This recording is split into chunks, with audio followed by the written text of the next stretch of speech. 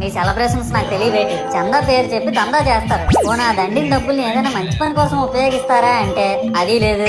పైగా నా విగ్రహాన్ని కొనడానికి పెళ్లి సంబంధాల్లో పిల్లని చూడడానికి వెళ్ళినట్టు మనం 10 మంది వెళ్తారు. అందులో ఒకడికి ఆ బొమ్మ నచ్చిందని, ఇంకోటికి ఈ బొమ్మ నచ్చిందని. నా కర్మ ఏంటంటే అక్కడ ఉన్నవన్నీ నా బొమ్మలే. మళ్ళీ తీరా 10 మందికి ఒక బొమ్మ నచ్చాక అమ్మేటోడు అలుసుగా తీసుకొని 10,000 15,000 అని బాంబు పేలుస్తాడు. ఎందుకురా బాబు ఇంత రేట్ అంటే కలకత్తా నుంచి తెప్పించాం అంటాడు. నాకు అర్థం కానిది ఏంటంటే ఎక్కడైతే నేను కలకత్తా నుంచి అయితే నాకన్నా మొనగాడు వస్తాడా, అక్కడ కూడా నేనే కదా.